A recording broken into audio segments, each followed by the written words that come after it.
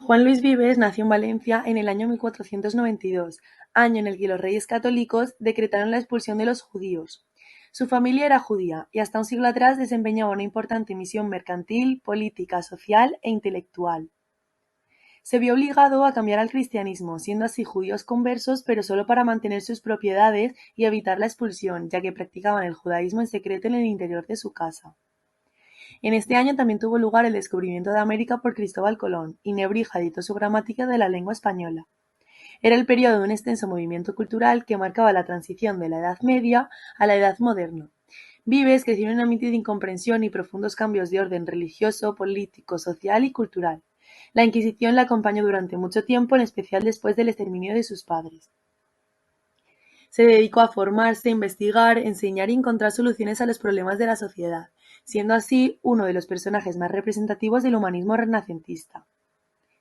Su mayor logro está en la pedagogía, aunque también dio aportaciones en la teología, filosofía, psicología y política. ¿Dónde estudió Juan Luis Vives? Estudió en la Universidad de Valencia y posteriormente fue enviado por su familia a París, donde siguió con sus estudios en la Universidad de Sorbona y obtuvo el grado de doctor. En 1512 se estableció en Flandes, donde fue profesor de la Universidad de Lovaina. Fue hasta la ciudad de Brujas, Bélgica, donde escribió su tratado sobre el pauperismo o socorro de los pobres. Por ello, se considera a Vives la primera persona en Europa en planear un servicio público de asistencia social. También se estableció junto a su pareja Margarita Valdura, pero recibió la noticia del asesinato de su padre en el año 1526 y la exhumación y quema de los restos de su madre fallecida en 1508, ambas acciones ejecutadas por la Inquisición, motivo que despreció la oportunidad de enseñar en la Universidad de Alcalá de Henares y se fue a Inglaterra. En 1523 fue nombrado lector del Colegio Corpus Christi perteneciente a la Universidad de Oxford y canciller del rey Enrique VIII de Inglaterra. En 1526 regresa a Brujas y escribe su Tratado de Auxilio de los Pobres. Regresó a Inglaterra para enseñar latín a María Tudor y luego se fue de vuelta a Brujas. También se opuso al divorcio de Enrique VIII, motivo por el que fue arrestado y tuvo que dejar Inglaterra y regresar a Flandes en 1528. Vives murió en 1540 con 47 años, debido a su mala salud como consecuencia de la artritis y agudos dolores de cabeza. Vives dio grandes aportaciones como el individualismo. Este pensaba que era fundamental para entender el comportamiento social de un grupo de individuos. En su obra De Anima et Vita defiende que el individuo es el centro de la sociedad y que cada persona tiene una responsabilidad personal en su propia vida. Además, dejaba a un lado el egoísmo para poner los dones personales al servicio de una comunidad. Esta obra se divide en 3 libros, en los cuales el autor rompe con la tradición escolástica interesada en determinar la naturaleza del alma, para tratar de investigar y reflexionar sobre las manifestaciones de ésta, es decir, sobre las diferentes emociones, la asociación de ideas, la memoria, las pasiones y los afectos. Para ello, el autor utiliza el método introspectivo y la base de la filosofía aristotélica, adelantándose 4 siglos al nacimiento de la disciplina psicológica. Reconoció las ventajas del método inductivo, el valor de la observación rigurosa y de la recopilación de experiencias, acentuando la importancia de lo concreto y de la individualización.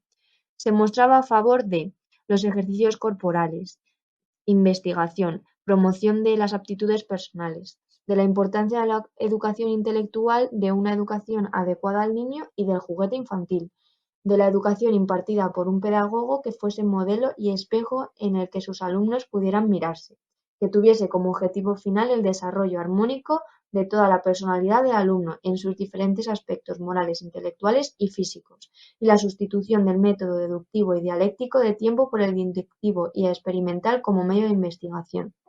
También se mostraba en contra de la selección precipitada de talentos. En cuanto a la educación, tuvo grandes aportaciones didácticas, ya que en sus obras De Disciplinis y Excitatis Linguae Latin sostenía que el fin de la educación era el bienestar del hombre. Apoyaba la tesis de la educación en función de las necesidades prácticas del individuo, ya que cualquier conocimiento adquirido debía poseer un fin práctico. Afirmó que el educador tiene que caracterizarse por su entusiasmo para aprender y enseñar a sus estudiantes, y que debía adaptar su trabajo y conocer a sus alumnos. Este decía que todo maestro ha de ser buena persona y amante de las letras. Aplicó la psicología en la educación, Se opuso a los métodos escolásticos, recomendando el empleo del método inductivo y experimental. La bondad debía acompañar en la formación de los estudiantes, agregando un valor más, la prudencia. Fue precursor de la lengua materna, junto a las clásicas y defensor de la cultura de la mujer. Con la llegada del humanismo se generaron importantes debates sobre cómo la mujer debía comportarse, especialmente cuando tomaba el estado de casada. Uno de los autores que mejor se ocupó de este asunto fue Juan Luis Vives, pensamiento abierto y avanzado, ya que se le consideraba como un testimonio fundamental sobre educación femenina. Este aborda aspectos como la importancia de la lactancia materna en los primeros años de vida, el decoro que debe guardar la mujer en las fiestas y cómo debe mostrarse delante de su marido en el ámbito doméstico. Sin embargo, la importancia del testimonio de Juan Luis Vives se radica con la concepción aristotélica de la mujer, vista como biológicamente inferior al varón. Vives defiende que ambos sexos poseen la misma capacidad intelectual, defiende la igualdad y manifiesta comprensión y reflexión a su situación y sus cargas. Vives dedicó a la educación femenina 2 escritos, La formación de la mujer cristiana y Los deberes del marido. Aunque se quejaba del título que los editores le habían dado a la primera obra, alcanzó una enorme popularidad. El humanismo había logrado acercar a la mujer al mundo de la cultura, pero no logra superar la inercia histórica que pesa sobre ella. Diálogos sobre la educación dedicados a quien después sería Felipe II. La intención es instruir en la lengua latina al mismo tiempo que se introducen aspectos sobre la moral, la conducta social y evoca sus recuerdos infantiles. Esta obra de 25 diálogos son textos de escolares en edición bilingüe, con el latín a la izquierda y la versión a la derecha. En el Diálogo de la lengua de Juan de Valdes, escrito en 1528, aunque no se publicó hasta mucho más tarde, la función del diálogo, al igual que en el Renacimiento, aparte de revivir los diálogos platónicos, es llevar a cabo este deseo de escribir cómo se habla y reflejar la conversación coloquial, aunque también había diálogos escolásticos y pedantes. Los latinos pueden señalar los esfuerzos de Vives por crear neologismos latinos para reproducir el habla de la calle, ya que Vives quería que el latín fuese lengua viva y no muerta. El examen de ingenios de Huarte desarrolló la idea de Vives, al pedir que se observaran los impulsos y las inclinaciones de los niños en sus juegos y actos, lo que serviría de base psicológica para conocer la clase de estudios y profesiones a las que se debería dedicar.